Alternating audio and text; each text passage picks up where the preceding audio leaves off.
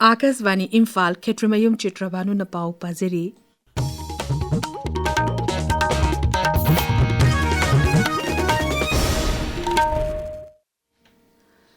Manipur High Court ki Chief Justice K. Soma Second Hari Chandel Zilagi District and Session Court asina lamdam adugi miyam da achumba while fanganaba honnapada achowa mateng oragani wafuma singasi Chandel Zilagi District and Session Court ki nauna saba building ama sangabagi thoramda Justice K. Soma Second na fungdokibani mangna hai while losing singbu miyam na aseng balashing amagum luna na thamnaba honasi ngasi hangdokliba while losing asina zilasigi miyam na while Bichar de Teneramba Kudongcha the Bakaya Kohlagani, Thorum Aduda Manipur High Court ki Justice A. Guneshwar Sharma, Justice A. Bimor Masung Raja Sarkagi, Additional Chief Secretary Anurag Baspai, Zilasigi Deputy Commissioner Masung, Chandel District Bar Association Amasung Zilataki, Officer Kayana Saryaki.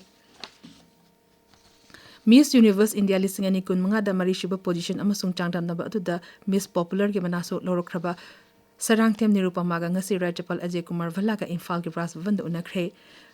Mahang mai paklakpa adubo thagatpa phonglol aduna Rajapal na hai nirupamana contest asida mai palakpa asina lamdam asigi miyam da chakthokchaba ama phaholle amadi horugriba nahasing da su achoba asa ama piba ngamle unaba adu da Rajapal ge loina Srimati Jyoti Valasu saruk yakhi.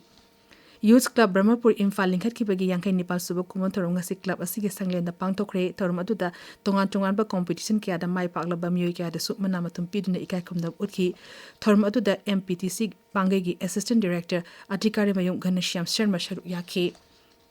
Indian Meteorological Department Imphal Center Hairi lagliba numit humni asida Manipur gi mafung kya da akha araw yawna nong chugani Tamenglong, Senapati, Kangpokpi, Imphal West, Imphal East, Ukhrul, Kamjong, Jiribam, None, amasung Bisnupur Zilagi mapung karada akha araw yawna nong chugani hari amaromda Med Department hari lagliba numitare ni asida awang no polomdam da akha araw yawna mayo erap changda nong tagani Assam amasung Meghalaya da tha sige nipan taramathoi amasung taranithoi da akan man nong tagani hari leba sige ati mapung kya da su lagliba numit khare ni asida akan man nong tagani. Goods and Services Tax GST da handak da sarkar na ahongba kaya laukthorpa asina cooperative longmi khungangi entrepreneur sing yauna atay lam kaya da hakthena na kanaba piragani masina leba sige sangong puthokliba longmi koti tara hemba da su kanaba piragani Corporation Mantralaya na thokpa chero laman hai ahongba asina cooperative sector hena mapangang kangkat handuna pothok hena puthokpa ngamhanduna makhogi sentok lambi phagathan bangamgani masina khungangi lamda entrepreneur ki thabak sing hena pakthok chakthok han bagalona na yumthong khuding de changbat tangai fa da polum sing laina phangan bangam lagani Kendra ki information amasung broadcasting mantri Aswini Besap na hari Pradhan Mantri na GST da ahongba kya produktuna middle class ki imung sing da ahen bating bangalona na chaun khudong chaba piragani New Delhi langasi pangmi sing dang wangang bada Sri Vaishnav na hai GST reform asna leba sige GDP da ahen ba sempam lupa koti lakh tara kun hapchinduna Bharat ki sel thungilam da chauna mateng oiragani Mana makata na hai English and Tara Marigi Mamang de Dileba Sigi, Miam the takes Sibada Chana Kudong Chada Batonduna, middle class ki imusing da Awaba Piranki, Mang Hai, another reform Asinama Sibuhena, Laito Hale. Punjab the Hosi Oreba is in a chagi Fivamasi Yang Laga, Delhi Serkana, Punjab Chief Minister Relief Fund Lupa Koti Mangagi Sen Pampiragan Haina Lokthokre, Delhi Gimukimentary Reka Gupta na New Delhi the Paumis in the High, Ashigumba Kudong Tiba Matam Asida, Delhi Gimiam Amasung, Serkana Punjab Miyangi Damak Lepli.